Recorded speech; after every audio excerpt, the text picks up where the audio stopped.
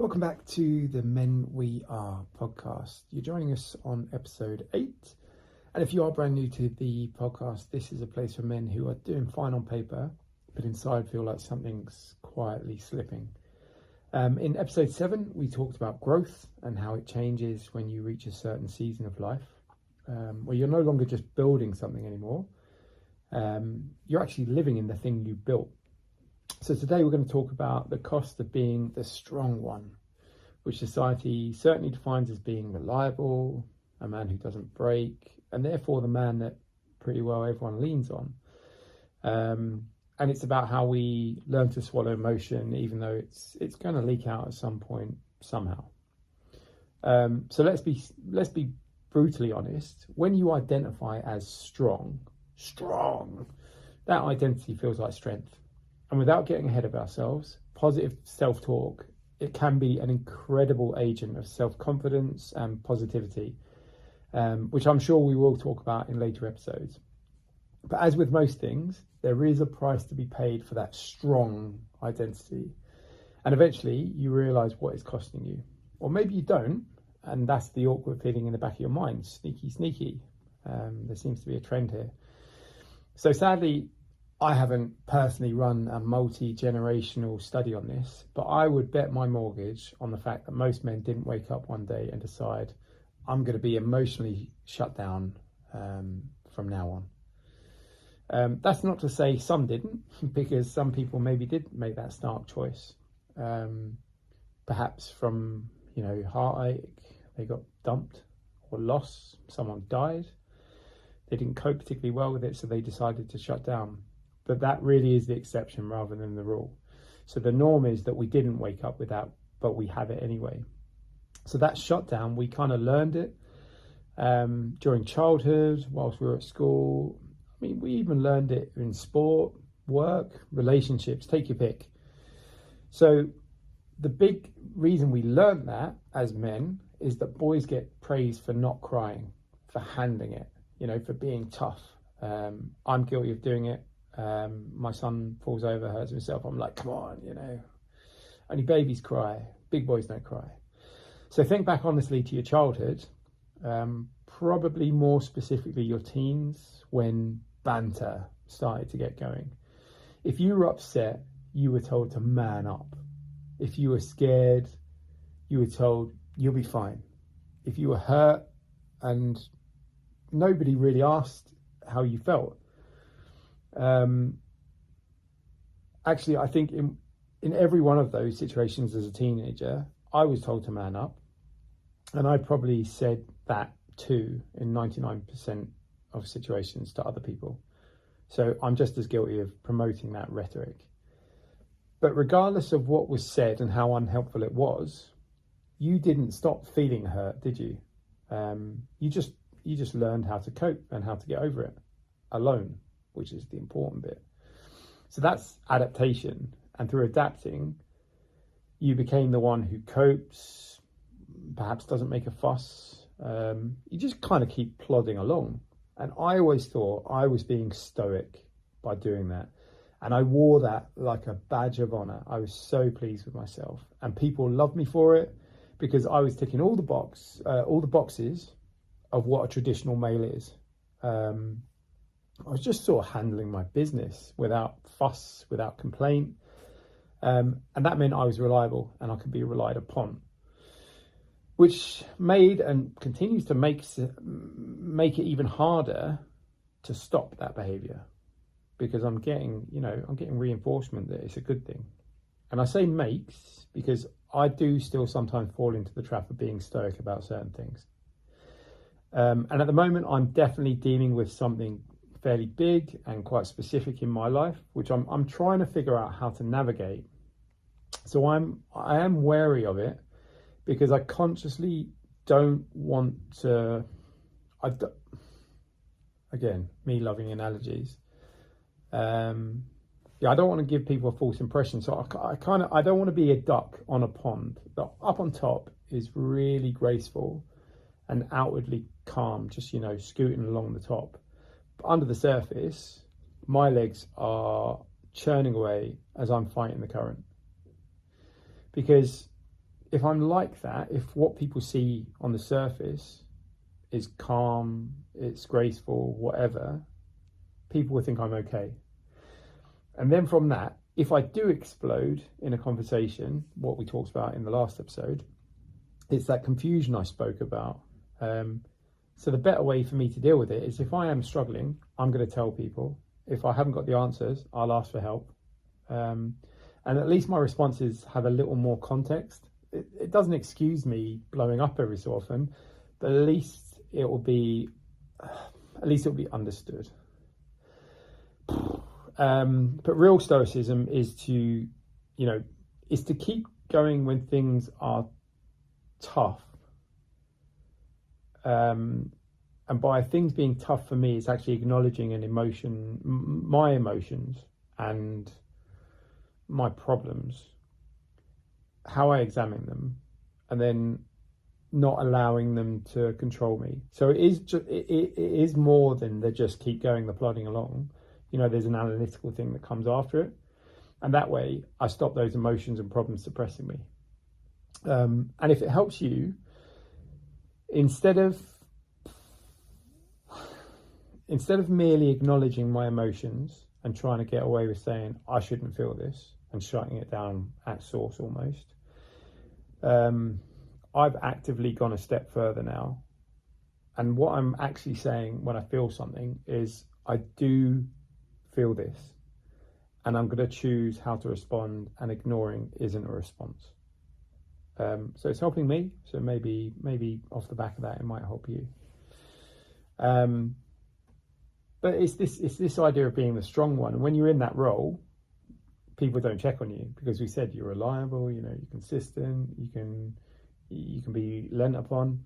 So they assume you're okay and you're handling things, which almost can make you emotionally invisible. And I have to be clear, it's not because people don't care. They just don't see that role of being the strong one as including the allowance to need things.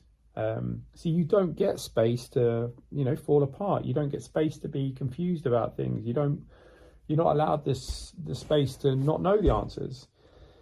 And what happens is, it's almost like there's this shock response when those things do happen, because you weren't given permission.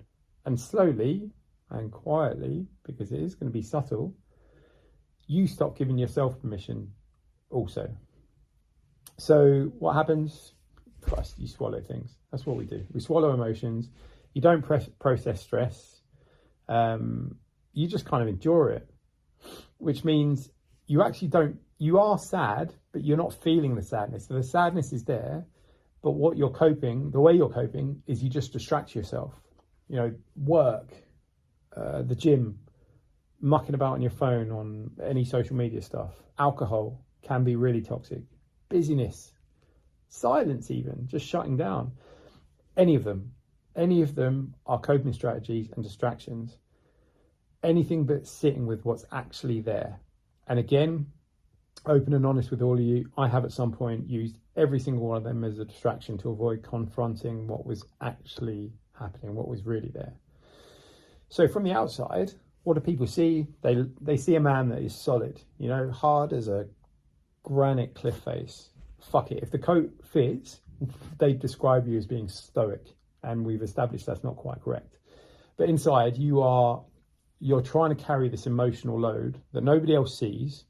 It's churning away, and it's doing damage. And it's like when you see these videos, and someone's managed to pull the door off a washing machine and wire it so it keeps spinning, and then they've launched a load of bricks in there, and you just watch the thing implode. So from the outside, the structure is pretty good, but it's actually the damage comes from within. So those emotions, they're not going to evaporate. They're just going to accumulate. They're just going to build up. So if it builds and builds and builds, it has to come out some point. There has to be a pressure point, a release. And in my humble opinion, that's when things start to get confusing, because guys that swallow emotion, they don't look sad, which is really, really annoying. They don't look happy either, but rather, if you were to pick emotions, if I think of myself, if I was looking in the mirror in a period where I've just swallowed down on something, I'm going to look definitely irritable. Probably in conversation, I'm going to be quite distant, and inside, I'm going to feel kind of numb. And what the result of that, off the back of all of those, is you're going to start snapping at people.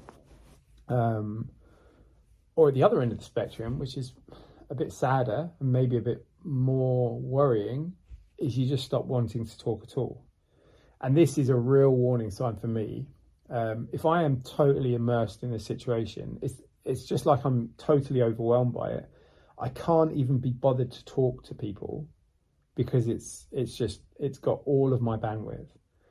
And it can even be zoning out when you should be present.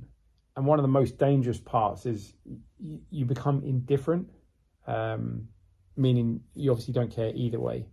And indifference, it should be an emotion that you should be really guarded against. And if you see it coming, you should stamp it out, because it's a really dangerous one. It is an emotion. Yeah, I don't have a feeling one way or the other, but that's something you have to recognize and acknowledge, that because you should have an opinion. You can't just be on the fence about things like that. So you don't quite know the why, but you'll have this overpowering feeling that you just feel full up. And what that is, reading this from psychology textbooks, certainly a good source for all of these things on these episodes. It can be termed emotional backlog. And it's everything you didn't feel when the event happened. It's showing up later. And it's showing up now because your system just can't hold anymore. And it's not a weakness, it's pressure, constant pressure. And it's just showing itself. So this is going to lead down the path of burnout. And I spoke about this in the last episode. So you can see there is a pretty clear link between the two. And I suppose this is a great time to remind you that this entire series follows like a logical journey where one episode follows into the next.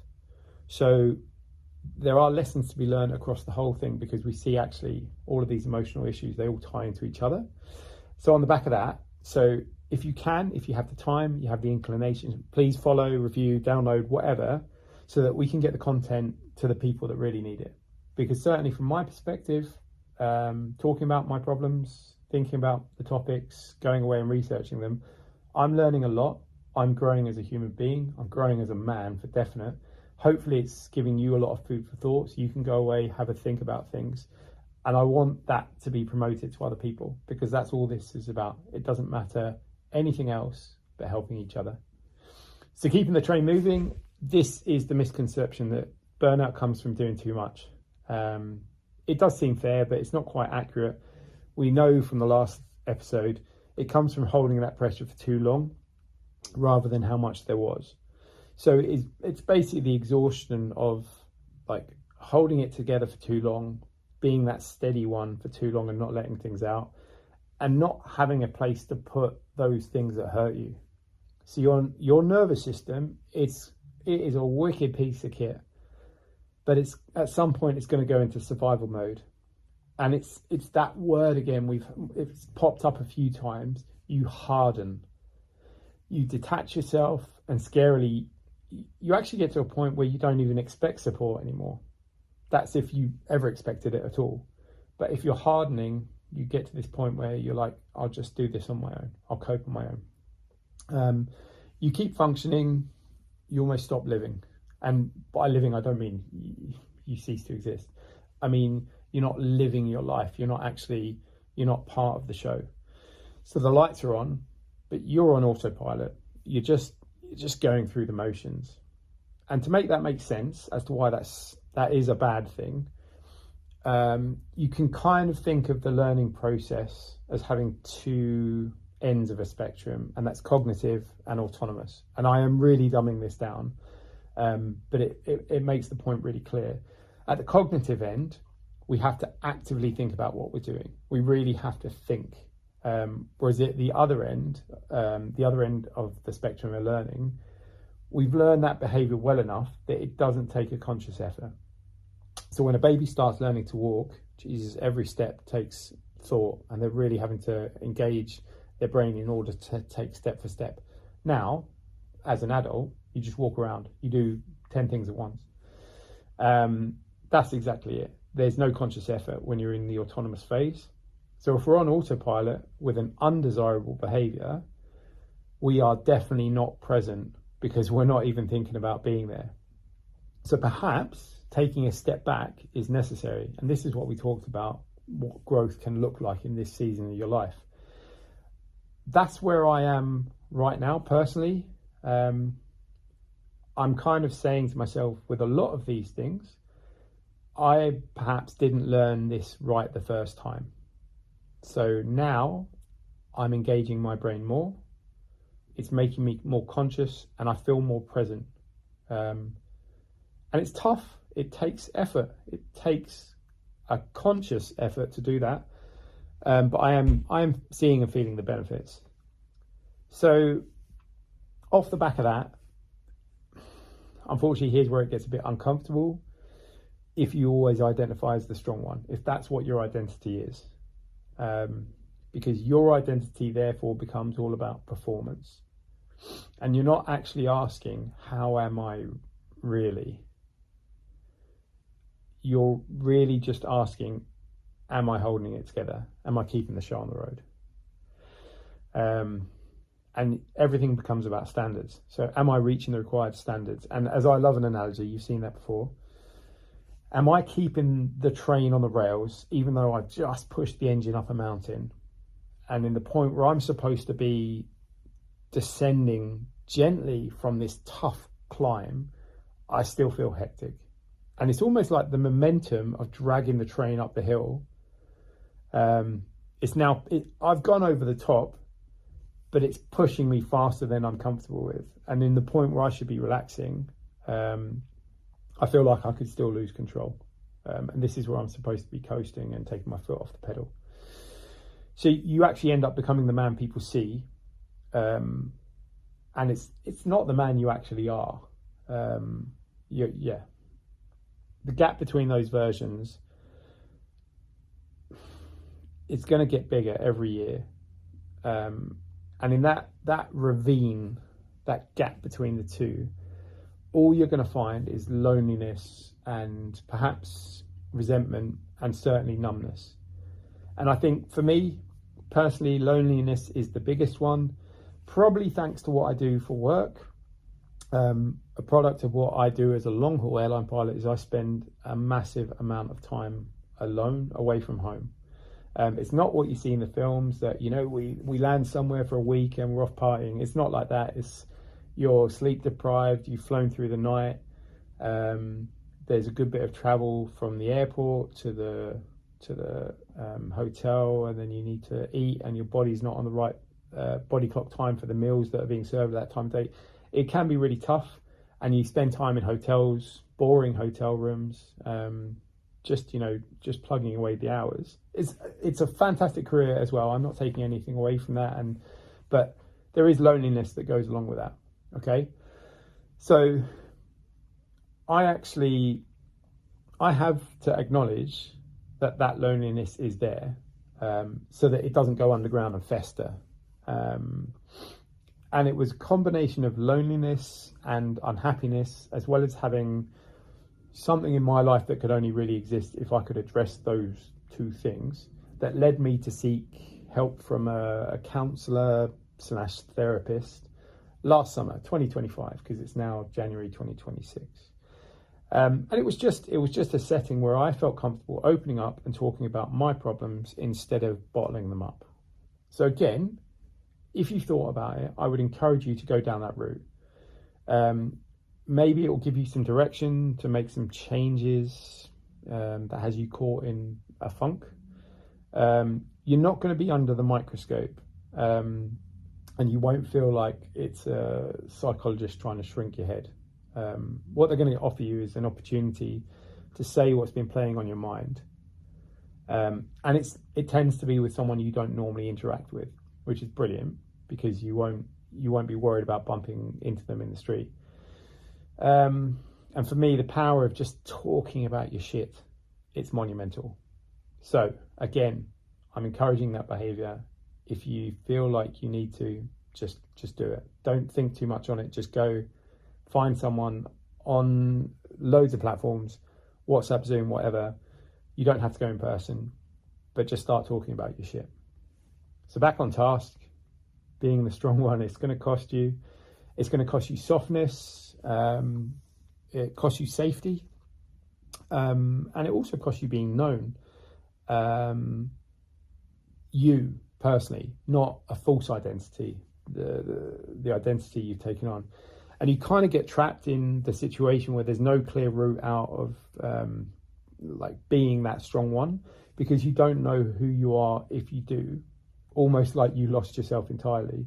So you keep going and going and going and going, and eventually your body says no. So there's always hope, obviously. You have to believe me when I say that. Even an oil tanker can be turned. It just takes mindful thought and execution. And you don't have to change everything to change something, all right? You don't need to stop being strong, but you do need to stop being alone with that strength. And real strength, it's not emotional silence. That is a Victorian value, and it's a load of nonsense. It is having the emotional capacity to say, I'm not okay, I'm tired. In my case, one I fucking hate saying is, I don't know. If I don't have the answer, I fucking hate it. I feel silly. But actually, the strength to say that is better than just making up some other shite. And probably the hardest one for all of us as men is, I need help. It doesn't make you weak. It makes you real. It makes you human. And this idea that being a drone is a good thing, it makes you more valuable, it's utter nonsense. So there may come a point when you realize you have been the strong one for too long, and you've been living as a version of yourself that kind of exists for everyone else's benefit rather than your own. And without announcement, without too much warning, you forget who you actually are when no one else is watching. And that's what we're going to talk about next. And it is the difference between the man you perform as for everyone else and the man you actually live as. Because I said this last week at the end of episode 7, it's really important that growth, it's not just about building a life. It's about not losing yourself whilst you do it. So again, another sort of 20 plus minute episode. Hopefully it's given you food for thought. Hopefully if you're enjoying it, please do recommend it to anyone else you think would benefit from the episodes. Just get their minds working. We're all in this together. I'm enjoying doing it. I'm certainly enjoying reading around the subject, working out my shit. Hopefully I'm helping you guys out as well. I look forward to having you on the next episode, and I wish you the best of luck for the next few days.